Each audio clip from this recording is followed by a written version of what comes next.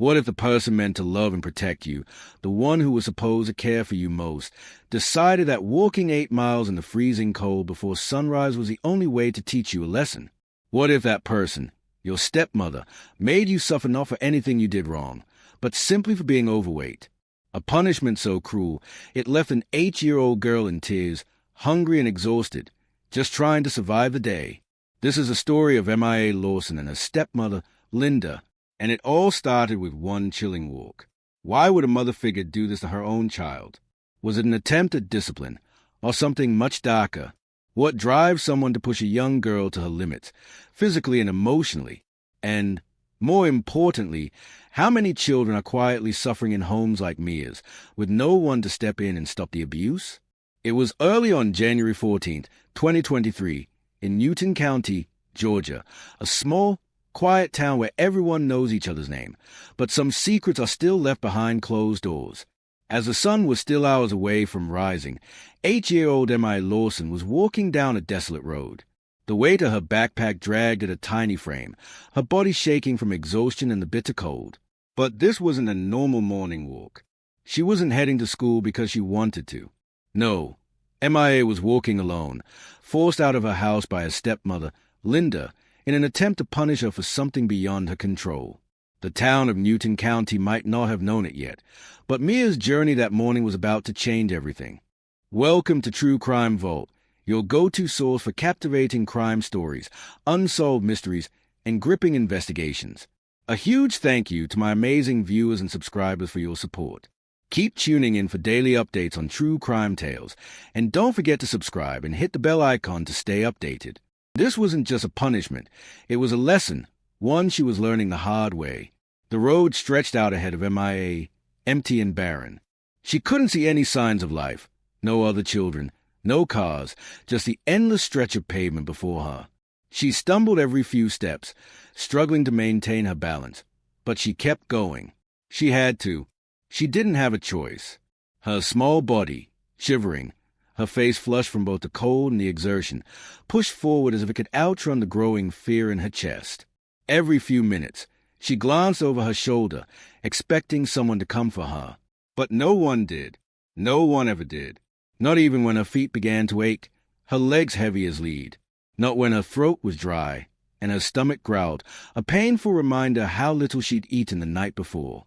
With each mile, the weight of her backpack seemed to get heavier, and her resolve began to fade. Was it worth it? Was it worth walking 8 miles when it felt like her body was giving up on her? She didn't know. She just knew she had to keep going. Her stepmother's voice echoed in her mind, cruel and cold. Walk it off. Maybe you'll learn some discipline. Out of nowhere, the sound of tires rolling to a stop broke through the quiet of the morning. M.I.A. froze, her heart pounding in her chest. A car pulled up beside her, its red brake lights casting a faint glow on the road. For a moment, she stood still, unsure of what to do. Was this someone coming to help her, or was it just another passerby?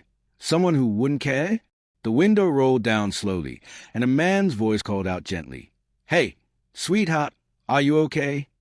Mia's breath caught in her throat, and her grip on the straps of her backpack tightened. But she didn't look up. She kept her head lowered, her feet shifting uneasily. 1,000 thoughts raced through her mind. What if he wants to take me back? What if he tells my stepmother? The man's voice was calm, not demanding, just concerned. "Where are you headed?"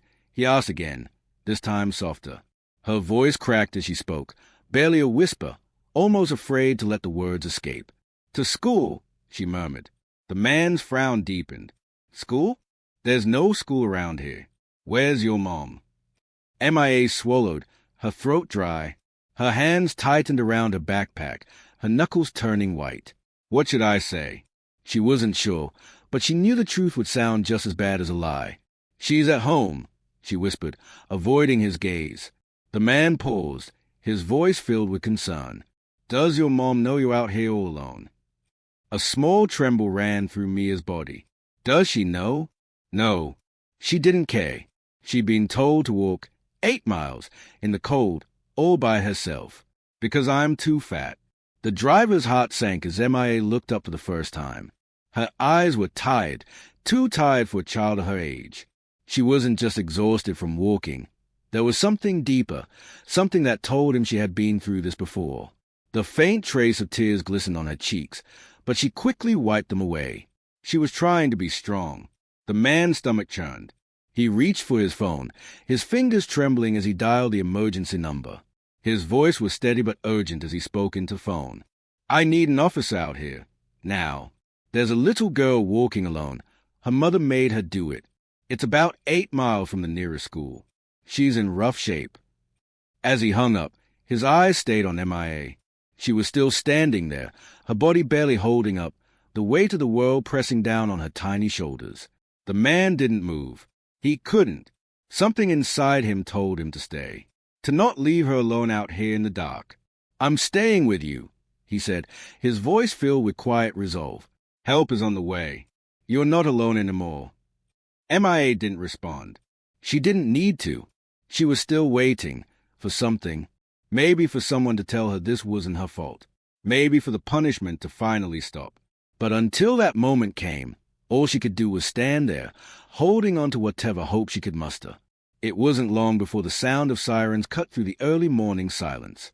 Deputy Alex Mitchell arrived at the scene, his patrol car rolling to a stop beside the small figure still standing by the side of the road. MIA hadn't moved much since the driver had left, her eyes now empty, staring off into the distance. As the deputy stepped out of the car, the chill in the air seemed to settle deeper into his bones. The sight of this young girl, alone, exhausted, and vulnerable, was not something he was prepared for. He approached MIA slowly, trying not to startle her. His tall frame bent down as he crouched in front of her, trying to meet her tired eyes with a calm and gentle gaze. "You okay, sweetie?" he asked, his voice steady but laced with concern. MIA didn't answer immediately. She shifted her weight from one foot to the other, her body shaking not just from the cold, but from something much deeper. She wrapped her arms tighter around herself, like she was trying to hold in a part of her that might break free if she wasn't careful. I'm fine," she whispered, barely able to speak above a breathless murmur. Deputy Mitchell wasn't convinced. He could see the way her tiny frame trembled, the hollow look in her eyes. "You sure? You don't look okay to me." MIA nodded quickly but didn't speak. She hadn't known how to explain. She was afraid to say too much, afraid of what would happen next. "All right," the deputy said, still trying to keep his voice soft. "Let's get you something warm. Do you want some water?" He pulled a bottle from his patrol car and handed it to her. Without hesitation, MIA took it, lifting it to her lips and drinking greedily, as though she hadn't had a drink in days. "Last time you ate, sweetheart?" he asked after a moment of silence. MIA hesitated, glancing at the ground. Her shoulders slumped even lower, like the weight of her body wasn't enough. Her heart was heavy too. "Last night," she said softly, "but nothing this morning." The deputy's face darkened, the sadness of the situation sinking in as he listened. "You didn't eat this morning? Why not?" Mia's voice quivered as she spoke, barely more than a whisper. "My stepmom said I was too lazy, said I had to walk. She said I needed to lose weight." The words hit the deputy like a punch to the gut. He could feel the pressure building in his chest as he processed what she said. "How far is your school from here?" he asked, his voice quieter now, almost as if he knew what the answer was going to be. 8 miles, she answered, her voice barely audible. Deputy Mitchell didn't speak for a moment. 8 miles. Alone. In the cold. The thought was chilling. Why didn't you take the bus? "I missed it," MIA said, her words trailing off as if she was apologizing for something she had no control over. "But she said I needed to walk." The deputy's heart sank. "How long have you been walking?" MIA. "Since 6, she answered, barely lifting her eyes to meet his. I just want to be good." He nodded, trying to mask his frustration and concern. "You're not alone anymore, okay? Help is on the way." By the time they arrived at the Lawson house, the sky had lightened to a dull gray, casting long shadows across the broken fences and unkempt lawns. The house sat at the end of a quiet, run-down street in Newton County. It looked quiet, empty, almost, but the stark contrast between the home's exterior and the state of MIA was immediately obvious. Deputy Mitchell stepped out of his patrol car and looked back at MIA, who hadn't said a word since their conversation earlier. She was still holding her backpack tightly, the same sad expression painted across her face. "Stay here, MIA," he said, though he already knew she wasn't going anywhere. "I'll be right back." He walked up to the door and knocked firmly. After a moment, the door creaked open, revealing Linda Lawson. Her appearance was pristine, freshly applied makeup, a silk robe draped over her, perfectly manicured nails. She stood there for a moment, arms crossed, a look of mild annoyance flashing across her face as she saw the officer standing on the other side. Deputy Mitchell kept his voice calm, despite the rising frustration he felt. "I'm here about your stepdaughter." Linda raised an eyebrow and let out a long sigh. "Let me guess," she said, her tone dripping with irritation. "She cried about having to walk, right?" The deputy didn't answer immediately. He was studying her body language, her attitude. "She was found alone on the highway," he said, his voice firm. "Do you understand how dangerous that is? An 8-year-old child, walking 8 miles alone at this hour." Linda shrugged, as if it were no big deal. If she didn't want to walk, she shouldn't have missed a bus. Her words were cold, dismissive. Deputy Mitchell's eyes narrowed. He glanced over her shoulder into the house, where 2 younger children were sitting on a plush couch, eating breakfast. Mia's half-siblings looked well-fed, dressed in warm clothes, and completely oblivious to what was going on outside. The difference between their conditions and Mia's was striking. "She didn't eat this morning?" the deputy asked, keeping his voice calm but edged with concern. Linda let out a dry laugh. "She eats too much already." The deputy's stomach twisted at the nonchalance in her voice. He had seen signs of neglect before, but this was something different. There was something deeper here.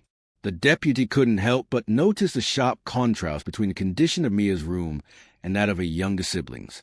As he followed Linda down the hallway, they passed the other children's room, which was bright, clean, and full of toys. The walls were decorated with posters, and their beds were neatly made. Then, at the end of the hall, came Mia's room. He stepped into the room, his heart sinking as he saw the sparse, barren space. The walls were bare, the mattress thin and covered in a cheap blanket. There were no toys, no books, nothing that a child should have. The room was cold and unwelcoming. "She doesn't need much," Linda said flatly, her arms still crossed, her tone dismissive as she stood in the doorway. The deputy couldn't hide his disbelief. "She doesn't need much? This is a child's room. You have 2 other kids in here with comfortable beds, but MIA sleeps on the floor." Linda didn't respond. She didn't have to. The lack of care, the apathy in her voice, told him everything he needed to know. The deputy stepped further into the home, his boots quiet against the wooden floor as Linda remained standing at the door, arms still crossed.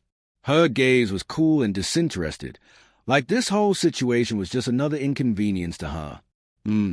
Deputy Mitchell said, his voice firm, though he kept it measured. "We need to talk about what's going on here. A child should never be forced to walk 8 miles in the cold. Do you realize how dangerous that is? She could have collapsed. She could have been hit by a car." Linda tilted her head slightly, clearly unimpressed. "She's fine. MIA just needs to learn discipline. She's lazy, that's all. If she had gotten on the bus like she was supposed to, this wouldn't be happening." The deputy couldn't believe what he was hearing. His jaw tightened, and his eyes narrowed as he looked at her. "That's not discipline. That's neglect, and it's abuse. You've been treating MIA like this for how long?" Linda scoffed, rolling her eyes as if the deputy were overreacting. "You people are always looking for a problem. She's just a little spoiled. She needs to toughen up. You think I want her to end up like I did? No way. I won't let that happen." Deputy Mitchell's face darkened as the words sank in. He'd seen neglect before, but this wasn't just neglect. It was something deeper, something more disturbing. What's happened to her isn't about discipline, Linda. It's about control. You're using MIA to work out your own issues, and that's not okay. Linda's expression remained unchanged. She wasn't angry. She wasn't upset. She was completely indifferent. The look in her eyes suggested that nothing was wrong in her world, that Mia's suffering was just a minor inconvenience, a small price to pay for what Linda considered tough love. The deputy's voice grew colder. MIA shouldn't have to walk 8 miles to school. She shouldn't have to beg for food or sleep on a mattress on the floor. You have other kids in this house, but MIA gets nothing. You need to explain that to me. Why is that? Linda tilted her head, her eyes narrowing slightly. She's clumsy. She ruins her clothes. She needs to learn to take care of things. She doesn't get to have what they do. She's lazy, and she's getting too big. Deputy Mitchell's breath caught in his throat. She's 8 years old, he said, the words coming out strained. She's a child.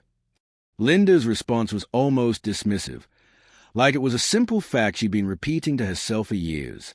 She's built just like me. I won't let her be fat like I was. The deputy took a step closer, trying to keep his voice steady, but he could feel the anger boiling under the surface. You can't do this to her, Linda. This isn't discipline. This is abuse. And I'm taking you in for it. Linda's face didn't change.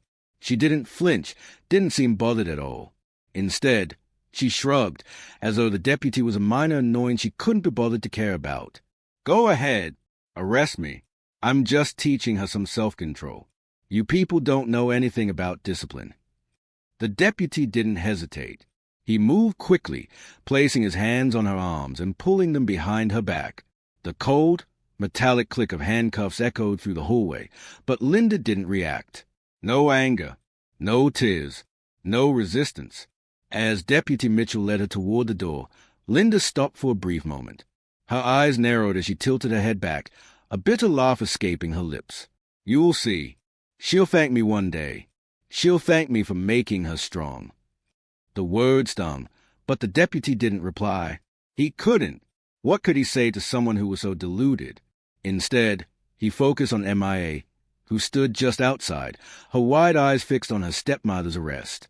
MIA stood motionless by the patrol car, her hands still wrapped tightly around the straps of her backpack. She hadn't spoken in what felt like hours, her body stiff, her mind racing.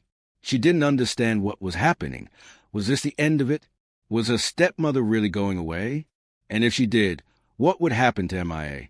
The moment Linda was arrested, MIA felt a strange mix of fear and relief. Fear, because she didn't know what came next.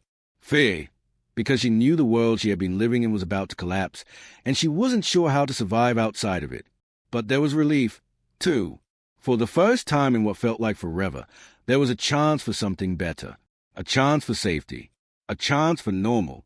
But the relief was also confusing. Wasn't Linda the only mother figure MIA had ever known? Would she be sent away too? Would MIA ever be able to feel at home again? As Deputy Mitchell closed the door to the patrol car, Mia's eyes stayed fixed on Linda. She could hear her stepmother muttering, still insisting, "She's going to thank me one day. I was just teaching her." MIA couldn't understand how someone who was supposed to love her could think that. But maybe, just maybe, this was her chance. The chance to finally be free of the weight, both physical and emotional, that had been crushing her for so long. The first time MIA sat down in a safe place, she felt something she hadn't felt in what seemed like forever, relief. She was in a quiet, cozy room, a room that actually had a bed, a soft blanket, and a stuffed animal tucked in the corner. For the first time, she didn't have to worry about her stepmother's voice yelling at her, pushing her beyond her limits. There were no rules about what she could or couldn't eat. There were no punishments waiting for her. The foster mother, a kind woman with warm eyes, gently offered MIA a plate of food, real food, not just a small portion or something meant to control her. MIA hesitated at first, but when she finally took a bite, she could hardly believe how comforting it felt. She had never realized how hungry she was. Not just physically, but emotionally too. It was a feeling she'd almost forgotten. The feeling of being cared for, of not being watched and judged every second. The woman smiled as she set a glass of juice on the table next to MIA. "Take your time. Sweetheart," she said softly. "You're safe here." MIA nodded, her eyes tearing up, her hand shaking as she brought the fork to her mouth again. She didn't say anything. She didn't need to. This, for now, was enough. Mia's story quickly spread through the small town of Newton County, and what followed was an outpouring of support. Letters, donations, and messages flooded in from people who had never even met her. The local community was shocked by the cruelty she had suffered, but they were determined to make things right. Local businesses held fundraisers to support Mia's recovery. The diner down the street donated all its profits for a weekend to a children's advocacy group in her name. Strangers sent toys, clothes, and books, each letter filled with words of encouragement. Church groups and community leaders started organizing events to raise awareness about child abuse and neglect, and MIA, in her own quiet way, became a symbol of hope for those who had suffered in silence. Even people who didn't know her felt like they had a part in her healing. For the first time in her young life, MIA realized that there was kindness in the world beyond the walls of her home. The trial of Linda Lawson didn't take long. The courtroom was packed with locals who had followed Mia's story closely. The defense painted Linda as a mother struggling to raise her children, claiming that her actions were simply an attempt to teach discipline, to prevent MIA from growing up as she had, weak and out of control. But the prosecution had a different story. They presented photos of Mia's bruises, her empty, cold bedroom, the stark contrast between her and her well-fed siblings. They played the 911 call, the voice of the terrified little girl, whispering, "I'm too fat." The evidence was undeniable. The jury listened in silence as the full extent of the abuse MIA had endured came to light. It didn't take the jury long to reach a verdict. Linda Lawson was convicted on charges of child neglect, emotional abuse, and endangerment. The judge's words were final and firm. "You failed as a mother, and now you will face the consequences." When the sentence was read, 15 years in prison, Linda showed no emotion. She didn't cry. She didn't show remorse. Instead, she muttered under her breath, "She'll thank me one day." But no one was listening anymore. The doors of the courtroom closed behind Linda as she was escorted away in handcuffs, and for MIA, a new chapter of her life was beginning. Mia's journey wasn't over, but the road ahead was much brighter. In the months that followed, she flourished in her new home. She slowly started to heal, emotionally and physically. With therapy and the support of her foster family, MIA learned what it was like to be cared for, to feel safe. For the first time, she began to smile again. While the scars of her past would never fully disappear, Mia's future was full of possibilities. Possibilities she had never imagined before. She was learning what it meant to truly live, not just survive. And as for Linda, her name became a reminder to the community of the unseen suffering many children endure behind closed doors, and the importance of speaking up when something isn't right.